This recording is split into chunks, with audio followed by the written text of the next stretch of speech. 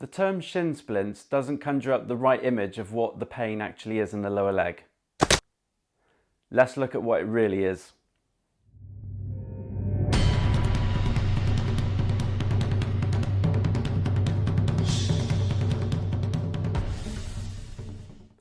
Hi everyone and welcome to Exercise for Health. I'm Richard and today I'll be explaining ways in which you can help manage shin splints through various techniques, with the aim of being able to get back to exercising normally again without the pain. If you're new to this channel, we offer tips, advice and exercises each week to help you manage your health condition with physical activity. So go ahead and tap the subscribe button below and the bell icon if you want to be notified of when we upload a new video.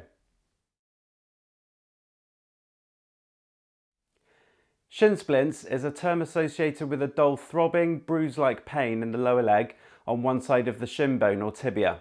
The medical term used for this condition is medial tibial stress syndrome. The good news is that the condition is not serious and is generally a temporary inflammation of the connective tissue between the soleus and tibialis posterior muscles with the periosteum or lining of the shin bone. You can also experience it on the lateral or outside of the shin bone where the muscle tibialis anterior connects to it.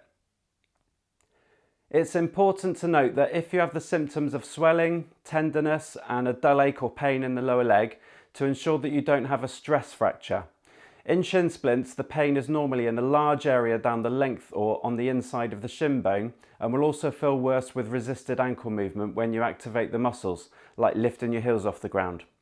One indicator of a stress fracture is that it is normally a localized point of pain on the shin bone, and if you think you may have a stress fracture, you should seek medical attention to get advice on what you should do. Rest.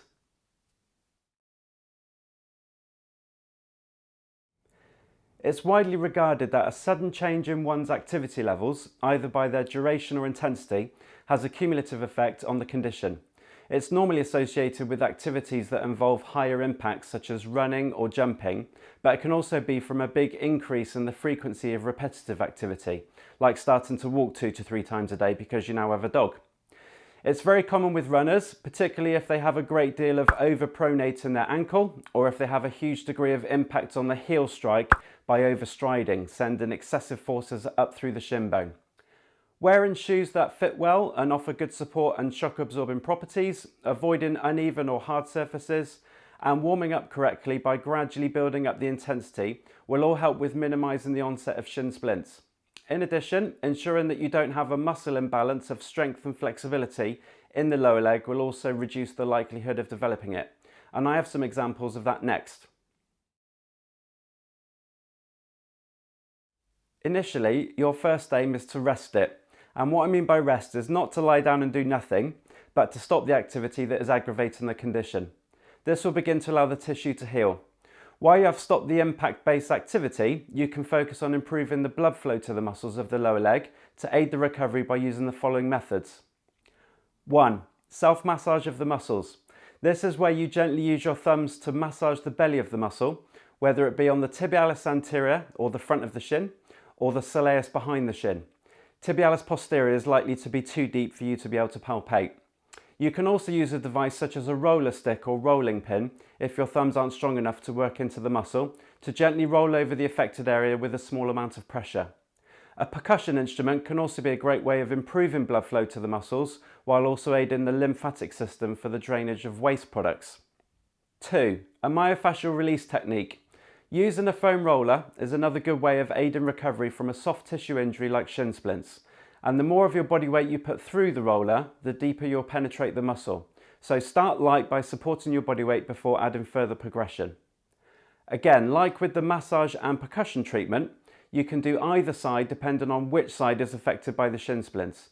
So on your front, like I'm showing here for the tibialis anterior, if the symptoms are on the outside of the shin, or on the inside of the calf muscles, sat down like I'm showing you here, if the symptoms are in the more common site of being on the inside of the shin bone.